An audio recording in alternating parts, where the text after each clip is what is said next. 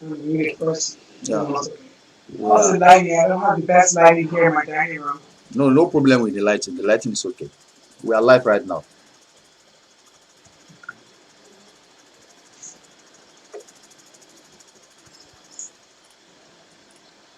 Okay. We are okay. Thank you, everyone. I'm glad to be here.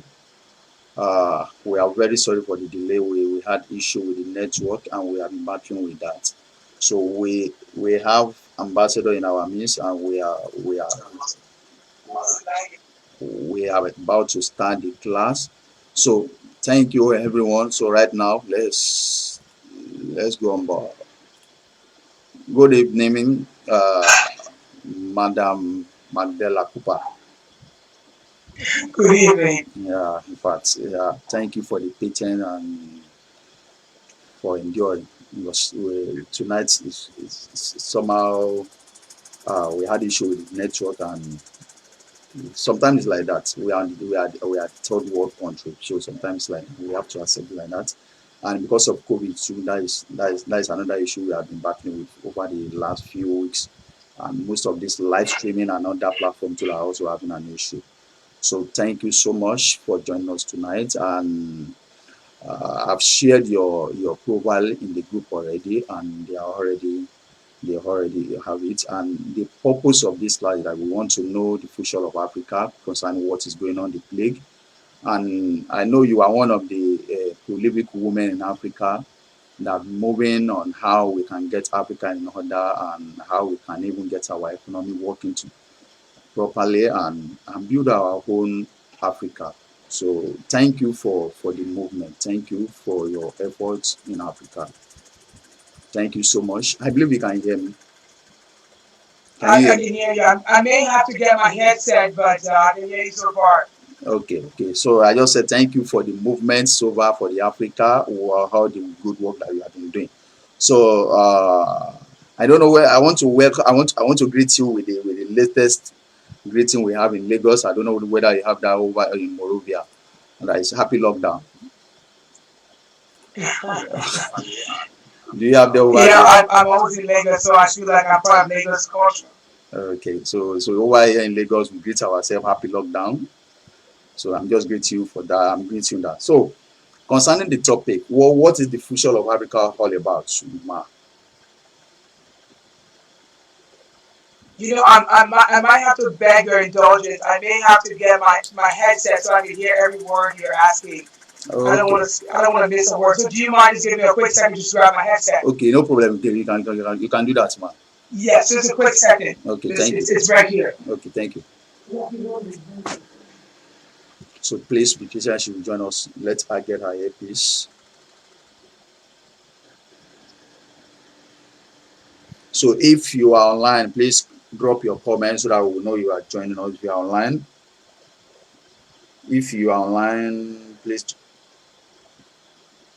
say something. Okay. Okay, yeah, welcome back. Thank you. I want to make sure I don't miss a word. Okay.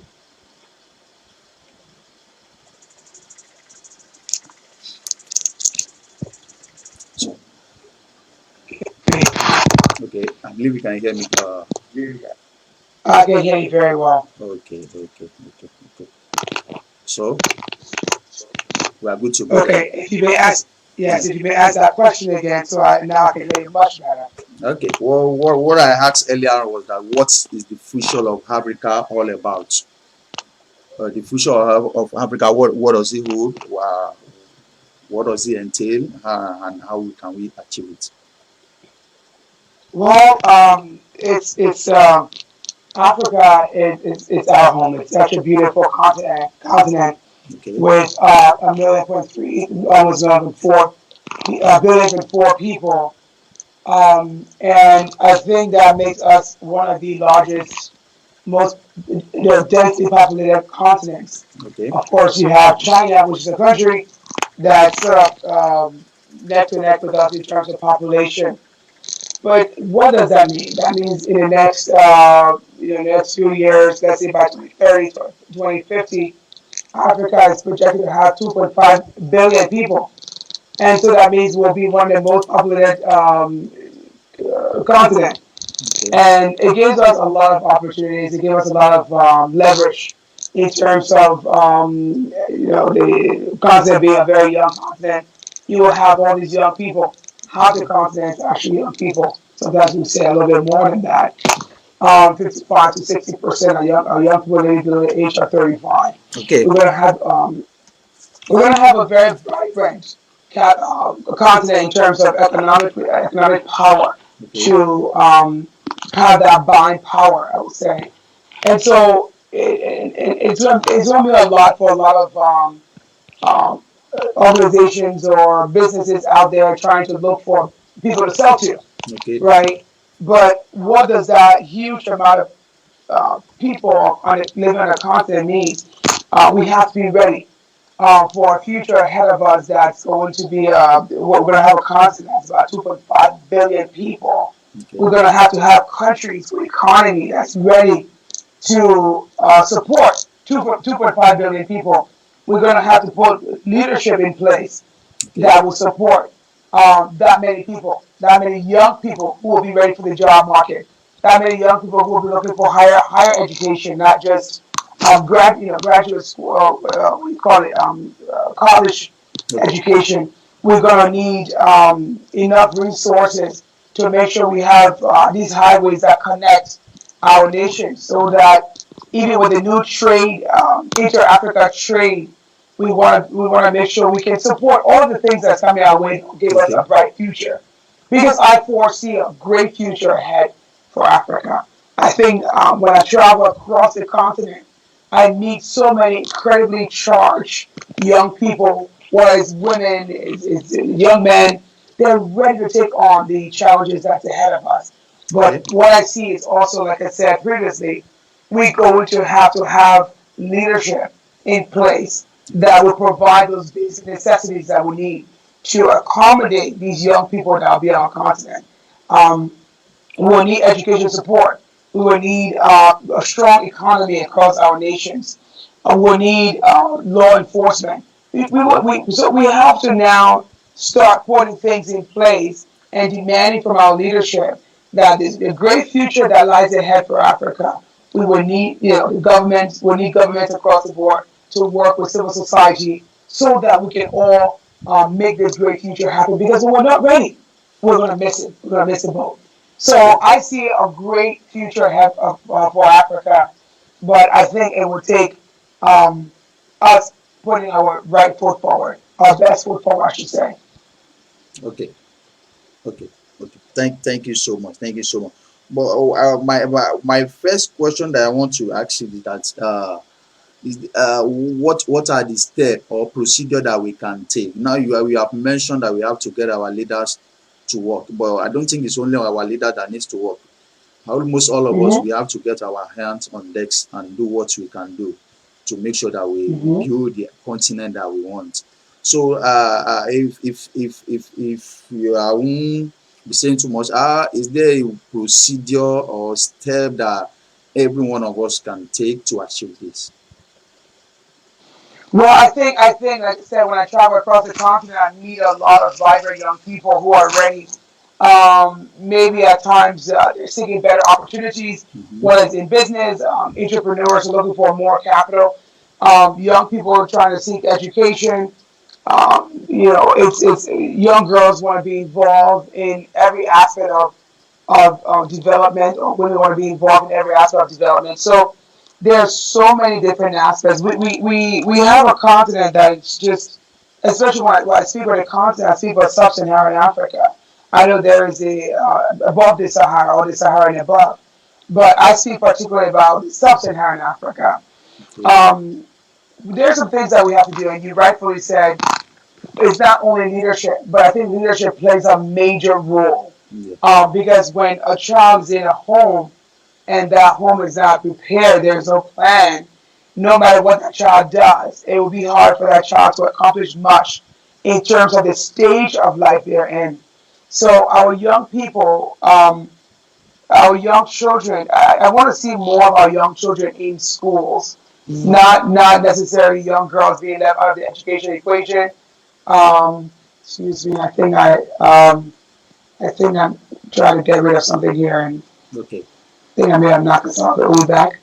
Okay. I want to see both young boys and young girls, um, involved in the education sector, getting their primary education, going up to postgraduate. That's what they choose to do. I want to see better healthcare systems put in Okay. place for our young Africans and our mothers who are giving birth, and even our parents who are aging and old. I want to see better roads across our countries. Okay. So when I talk about leadership playing their part, leadership is there to give us the tools we need as citizens to Okay. be able to create the readiness for Okay. that amazing future that lies ahead of us. Because the reality is, Africa is such an incredible and powerful continent.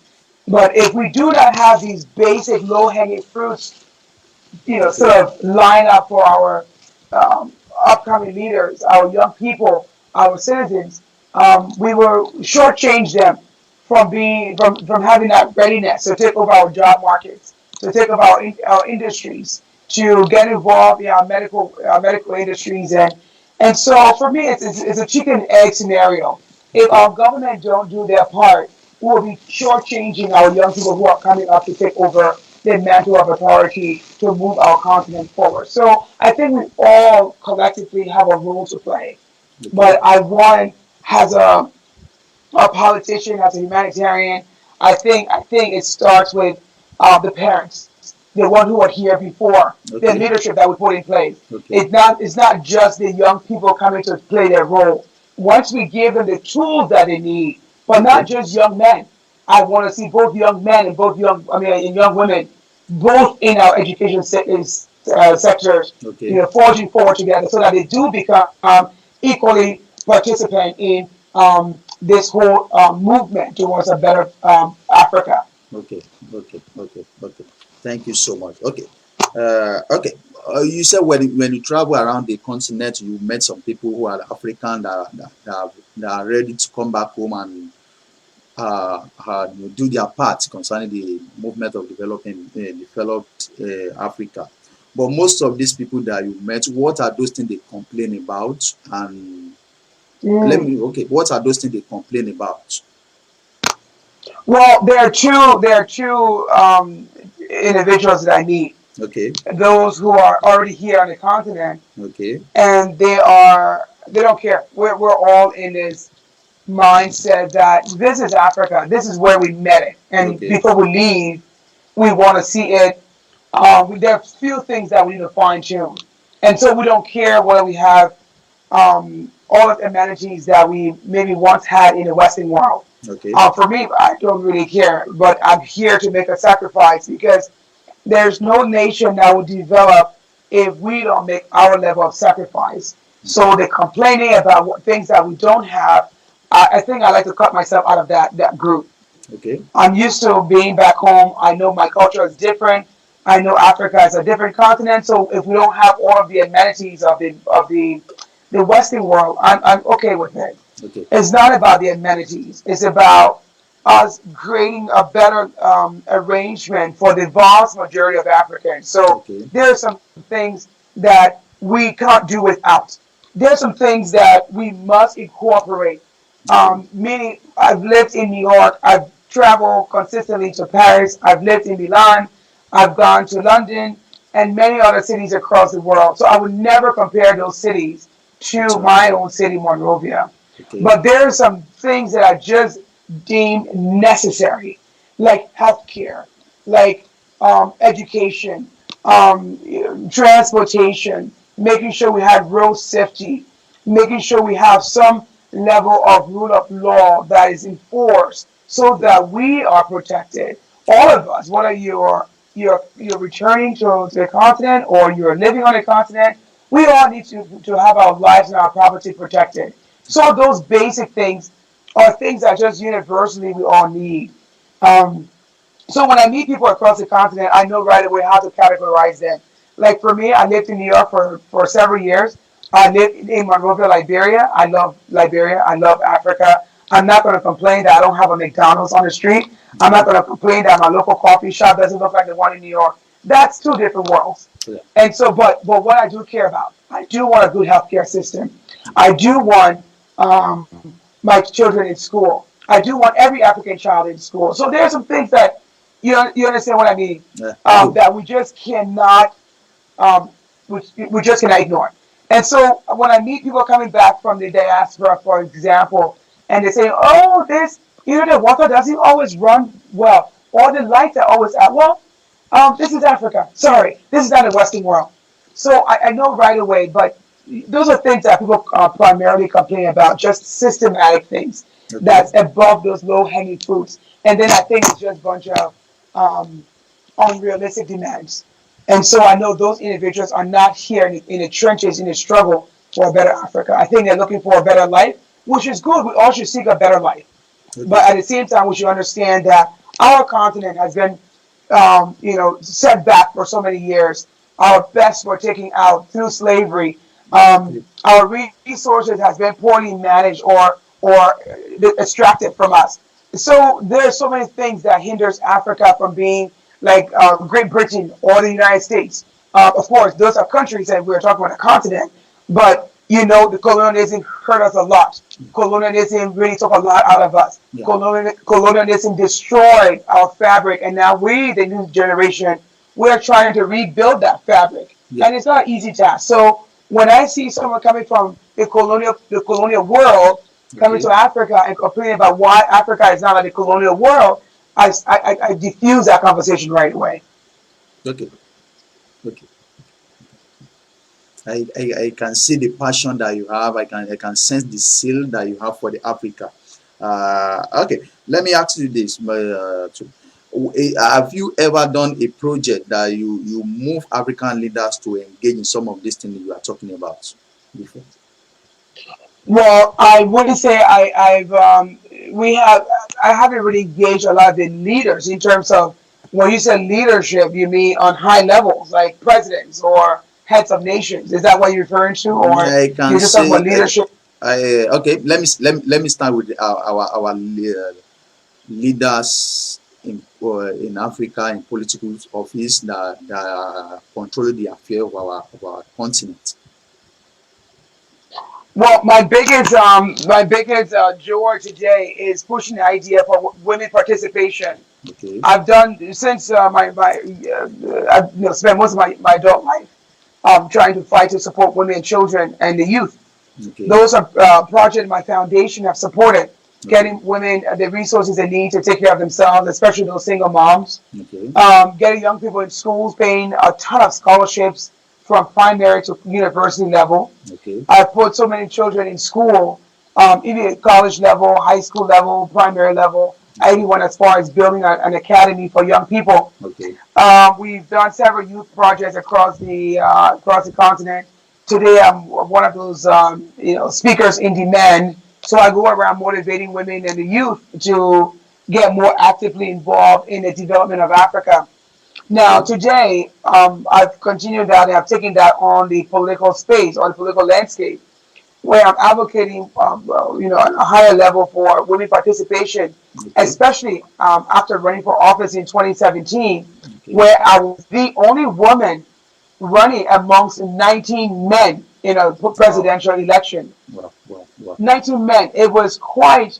Um, it was quite profound because in 2017, for only one woman to stand on a stage and there are 19 men, 19. I thought this was so ancient.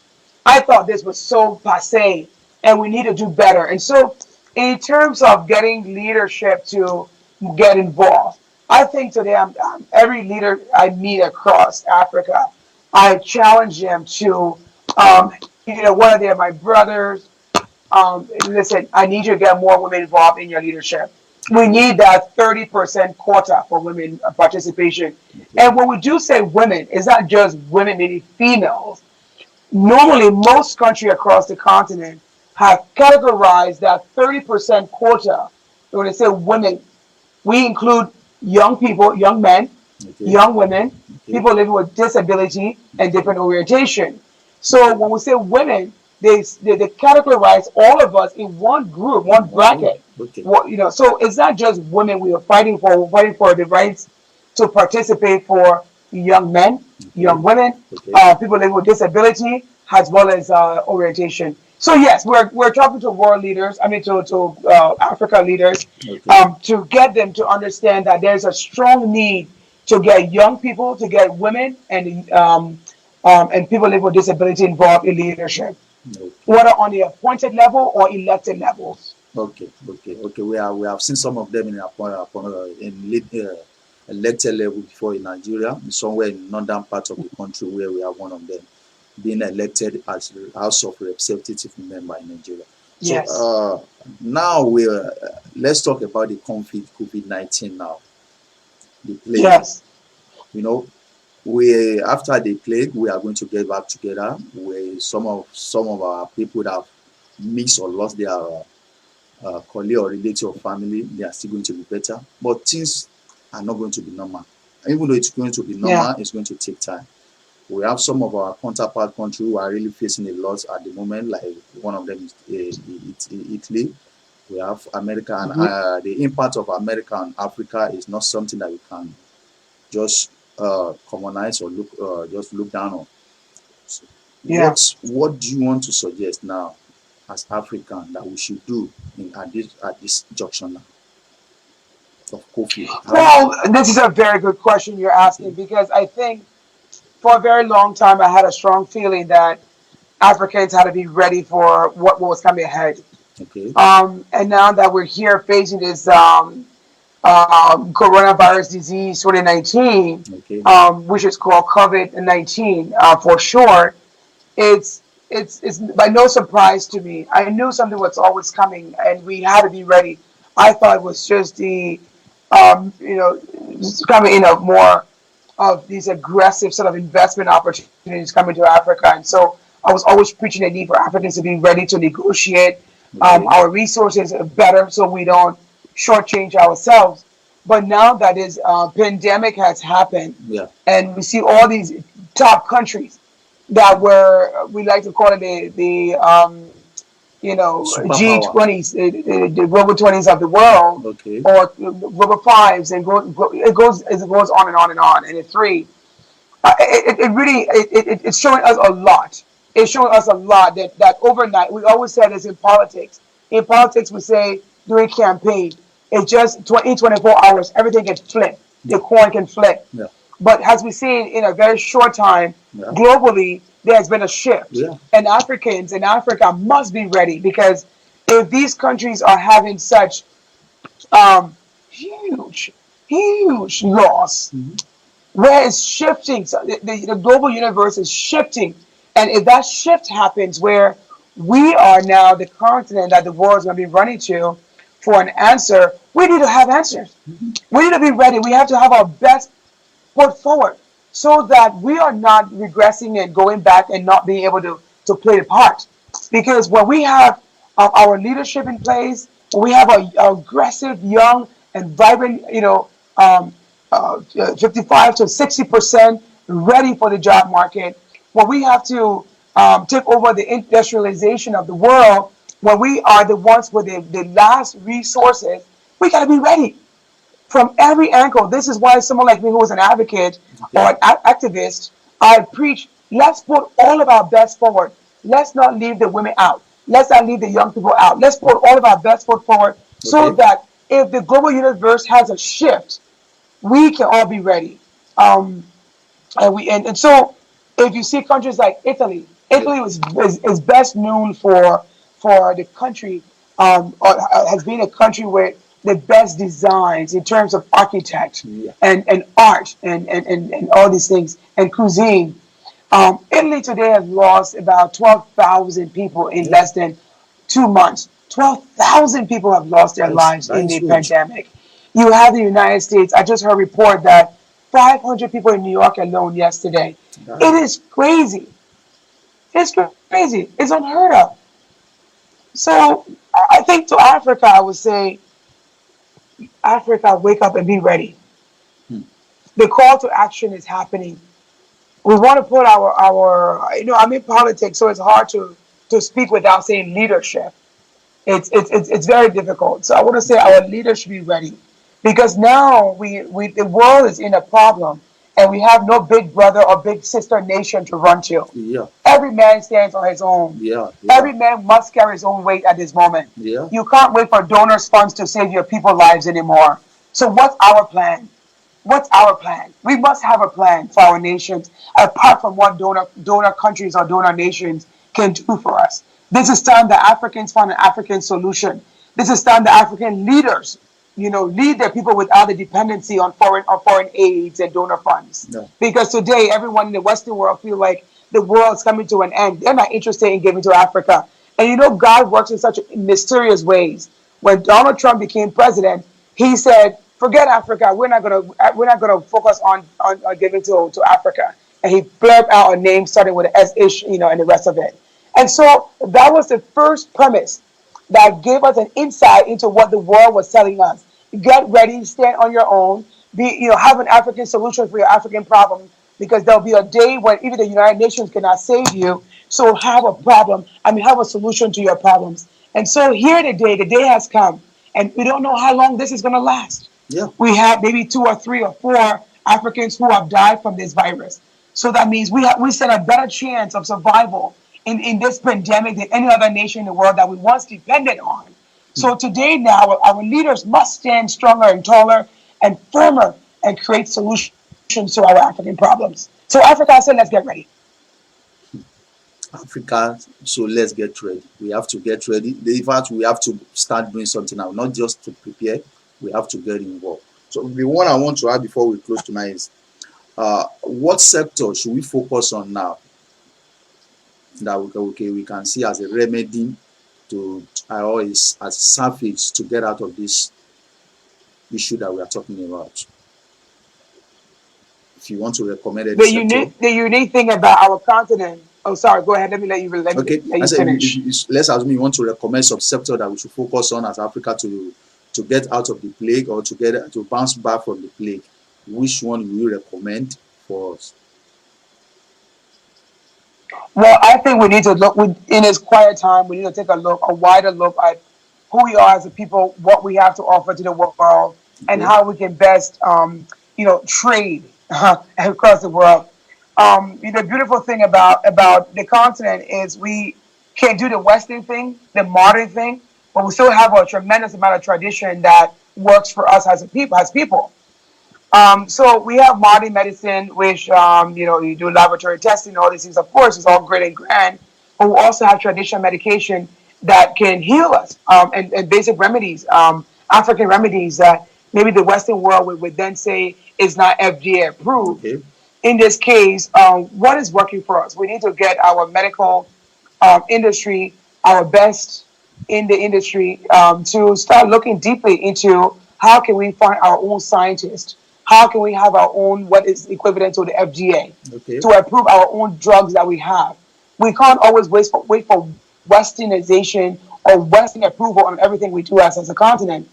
And I think this is where our leadership comes in too. We need to have our own health system that is apart. You have this in China. You have this in Asia, where you have Asian that looks into Western medication or modern medicine, but you also have Asian who are still firm believers in their traditional medicine. And of course, the Western world wouldn't always agree with what we think is right, but that's not God never called the Western world to be the next God. He just says, he created us all. So Africans don't always have to look to the Western world to get approval on everything we do. Yeah. And so if I were to recommend, and this is not a conversation trying to trash what the Western world is doing, but we cannot always be a copycat, when we must never be a copycat. Okay. And so my recommendation to the continent and our leaders, our elders, our opinion leaders, I would say we have to start looking at our medical industry. While we also looking at our resource-based industry. What are those resources that the world is going to come looking for? I was in Ghana having some conversation with some colleagues there who are currently in the new administration, and we were having a conversation around cassava. The plant called cassava, which I'm sure you're aware of. Yeah. Cassava plant is used now to assist the modern medicine to create drugs because Okay. of the starch in it. This okay. Those are cassava. Where do you know cassava grows in the Western world? It does not. Yeah. So we need to start looking at our cassava industry, right? Okay. How can we grow that? How can we invest in it to grow it? Because when the Western world try everything and they're looking for new substance or new tricks, they're going to come to us. We must know what we're going to offer to them. So I think this is a great, as sad as it is that the world's going through a pandemic, and most part of the world, especially the world that we look to for solution, they do not have a solution at the moment. What is the African solution? And I think we need to start heavily investigating that so that we can have something to offer to the Western world in their time of need. Of need. Okay. Okay. Okay. Okay. Thank you so much. I think either yesterday or 2 days ago there was a two French journalists who are on the TV that said that the testing of vaccine that they I think the scientists or the researchers are working on for the coronavirus, that they should test the vaccine on Africans. I don't know whether you heard the news. I saw that. Okay. Yes. So what do you want to say to that? Because I think every African that has access to social media okay. should go and write those doctors on social media and let them know that we're not interested in being Yeah. in test tubes for them. Okay. And I think it's imperative that we all do that. We're not interested in being test lab rats for Western ventures.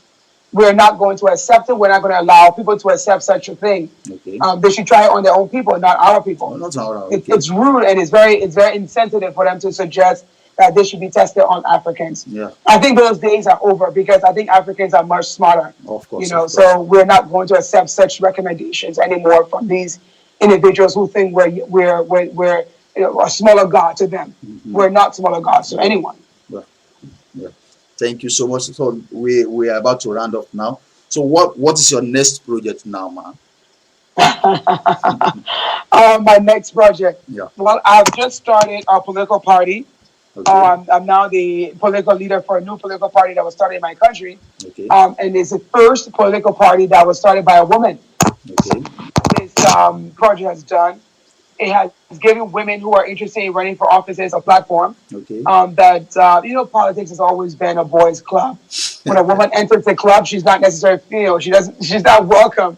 And so we're trying to change that political culture where we want to create an environment where women feel welcome so we can get more women and young people involved in politics. Okay. And so my next project is all about getting women, one, who want to fight for that 30% quota. We should be at 50% at this moment. Okay. But since we're still at a lower representation, we want to increase the number. And so we're asking for 30% in the House of Ledge. And so hopefully we'll get a 30% bill passed. And then my political party can put out more women to run for the upcoming midterm elections, which is in October of this year. October this year. Okay. That it's not really far again. That's around 6 months to go. Yeah, 6 months. That's right. Yeah. So thank you so much. So before you go tonight, what should be your last advice or last word for us tonight as Africans? Before you go. Well, first of all, I would like to thank you for hosting this incredible show and inviting me on here. Thank you so much. Crossroads Africa. I think it's something that's going to really, even in the midst of this pandemic, we can still have these conversations about the continent and what we should be doing as Africans collectively. One is reject anyone trying to use us as test labs. Okay. So your platform is actually helping us at this moment to continue the dialogue Yeah. in Africa, which we all need to continue this dialogue across the continent. We are no longer going to stand as bystanders in a global affair, but we're going to stand as participating members. Yeah. And so I'm glad to be on here tonight to discuss some of these issues about the global pandemic, but also what Africans should be doing to play their role. So I really want to thank you for creating this platform and inviting me on here. You are welcome, and we're happy that you honor our invitation when we reach out to you too. Thank you so As much. always, you're welcome. Okay, is there any question? Maybe. Okay. No, we don't have any question. Okay. Thank you so much. And on behalf of Cross Road Africa, we want to say thank you so much for honoring our invitation, and we want to extend our greeting to your team. So the I'm, Hawa, the Tanya, please, our regards to them. Send our regards to them. So we are closing the section right now. And thank you so much, man. mhm. Crossroad Thank you. Africa, Thank yeah, you. Crossroad Africa is where we are going to stop in this session, and we look forward to see you the other time as we conclude. We continue our series on on thrive in hardship. So thank you so much, and you have a lovely time. Bye. Thank you, my Lord. Thank you.